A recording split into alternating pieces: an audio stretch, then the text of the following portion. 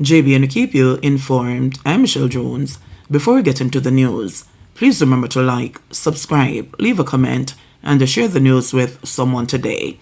Now on to the news. Alleged robber fatally shot by police in St. Catherine. The Independent Commission of Investigations (INDECOM) has launched a probe into another fatal police shooting. The deceased has been identified as 42-year-old Omar Fudden, otherwise known as Munga, a resident of Osborne Store in Clarendon. He was reportedly shot and killed during a confrontation with members of the Counter-Terrorism and Organized Crime Investigations Branch (CTOC) in Bodles, St. Catherine on Tuesday. Reports indicate that Fudden and another suspect were involved in an armed robbery in Tollgate, during which a victim was shot and seriously injured. Law enforcement was alerted and quickly intercepted the suspect's getaway vehicle, a white Toyota Axio, in the Bodles area. According to police reports, the driver, believed to be Fudden, allegedly pointed a gun at officers. He was subsequently shot and pronounced dead. One dead in St. Ann truck collision. There was tragedy on the roads in St. Ann Thursday morning as a man was killed in a two-truck collision near the Richmond housing development. Reports indicate that shortly after 10 a.m., an Isuzu delivery truck slammed into the back of an international truck that had stopped at a traffic light along the highway just outside Richmond. The Isuzu truck was reportedly traveling at high speed in the same direction toward Runaway Bay. Both the driver and his passenger, believed to be the truck's sideman, sustained injuries and were rushed to the St. Ann's Bay Regional Hospital. The sideman was later pronounced dead. His identity has not yet been released. The driver of the international truck was unharmed and told reporters that he saw the other truck speeding toward him in his rearview mirror before the impact pushed his vehicle several meters forward. The crash caused a major traffic pileup in the area. Man fatally shot by police at bus park in Clarendon. A police-involved fatal shooting is under investigation in Clarendon. According to reports, a man was shot and killed by police during an attempted arrest early Tuesday morning.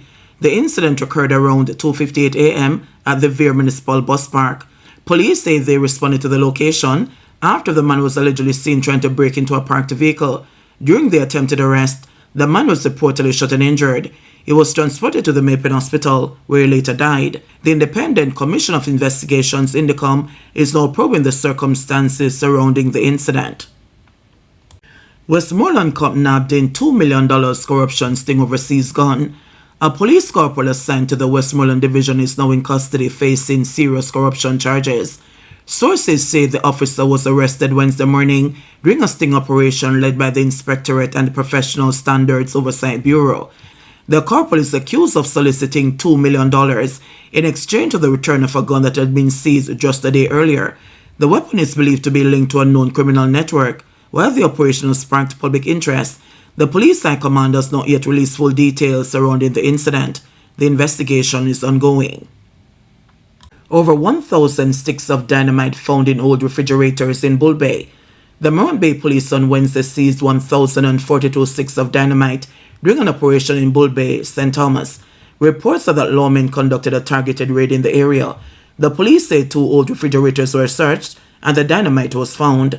No one was arrested in relation to the find. The investigation continues. Social media personality Candy were remanded on assault charge, claims Irish nationality. Popular social media personality Candy Wow, whose real name is Carisha Brown, was remanded in custody on Wednesday after appearing before the St. Catherine Parish Court on a charge of assault occasioning bodily harm. The charge stems from an alleged attack on a woman at her stall in Old Harbour on April 13. According to police reports, the complainant was conducting business when she was reportedly assaulted by Brown. A report was filed, leading to Brown's arrest and the subsequent charge. In court on Wednesday, Brown pleaded not guilty and informed Parish Judge Yvette Wentworth Miller that she does not have legal representation. She was remanded until May 16 to secure a lawyer. Meanwhile, questions surrounding Brown's nationality have prompted involvement from the Passport, Immigration and Citizenship Agency (PICA). The court was told that Brown claims she is not Jamaican and has identified herself as an Irish national, reportedly operating under multiple names and stating that she changed her name via deed poll. A PICA representative told the court a thorough investigation will be carried out to verify her citizenship status. Special courts being considered to handle gang-related cases. Justice Minister Delroy Chuck says discussions have started on establishing special courts dedicated to handling cases under the anti-gang legislation. He was responding to a statement by National Security Minister Dr. Horace Chang about the growing number of suspects being brought before the courts on gang-related charges. In his contribution to the sectoral debate in the House of Representatives, Dr. Chang disclosed that the Police High Command was making significant progress in its efforts to dismantle gangs. He said 159 known gang members have been arrested since January this year, with some 34 of them charged with offences including murder, firearm breaches, and lottery scamming. Some 34 members have been charged with applicable offences which include murder, firearm breaches, and lottery scamming. 15 gang members have been charged under anti-gang legislation. Overall, 10 gang-related cases have been before the courts with 90 accused involved, currently before the courts. In fact, the Chief Justice is asking for a special court. And I've talked to my colleague here, Minister of Justice, that we need to begin to look at it seriously because we are bringing more and more gang cases and they demand a lot of space and time, and the courts require to have that space. We're looking at several places. It does provide a risk in the court when you have hardened gunmen coming into an open space. It's difficult to manage. And in societies with high number of gangs, gang courts are designed and built to deal with the gangsters. We don't expect to have them forever. We'll disrupt them, dismantle them, lock them up, and when they're finished, we'll go to the court for regular activity. Phillips News calls for new building to house ailing Mile Gully High School. Member of Parliament for Manchester Northwestern, Michael Phillips, has repeated his call to construct a new facility to house Mile Gully High School, the only secondary institution in the constituency. Mile Gully High School should have gotten us a new school plant even before I became Member of Parliament. And I've been Member of Parliament since 2012, and we are still promised that school plant. As Member of Parliament, I got 40 acres of land through Windalco for the new school plant that has been handed over to the government, to the Ministry of Education.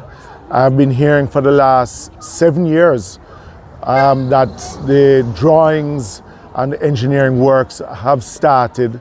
We have not heard anything. We have heard it announced in Parliament every budget year from the Minister of Finance or the Minister of Education, to correct myself, that the start of the Mile Gully High School.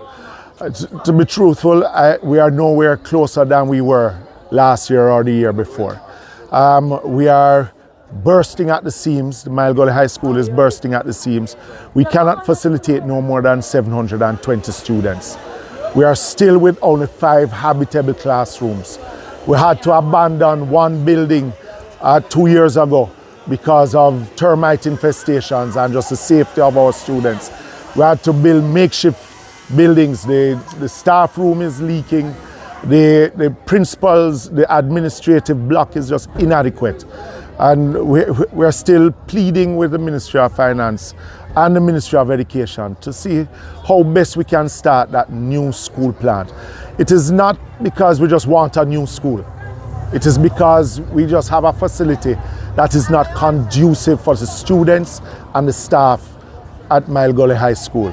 This should have been a school that facilitates over 1,200 students. We can't facilitate no more than 720. And if we go to 730, we don't know where to put those additional students. So we're nowhere closer than where we were a few years ago. But we are expecting to hear something from the Ministry of Education. I have been told by the Permanent Secretary that they are far advanced in the drawings, but we don't want the engagement. We want the marriage now. We want the Mile Gully High School. Escapee Camphor recaptured in downtown Kingston. The prisoner who escaped police custody while receiving treatment at a corporate hospital earlier this week is now back behind bars. 29-year-old Garfield Dias, also known as Camphor Ball of St. Paul Lane in Kingston 11, was recaptured by officers from the Kingston Western Division in downtown Kingston. According to reports from the St. Andrew South Police, Dias escaped around 4 a.m. on Tuesday while undergoing medical treatment.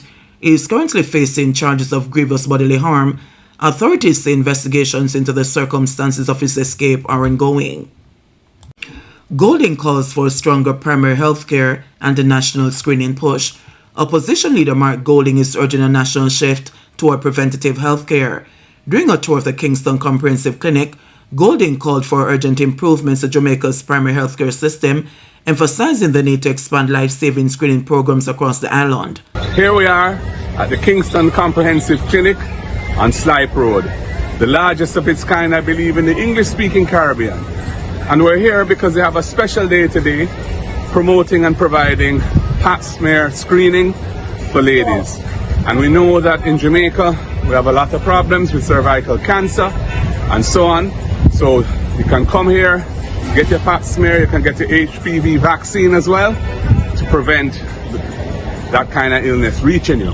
And of course, the People's National Party, our health program very much focuses on prevention, screening, so that we can have less people getting sick.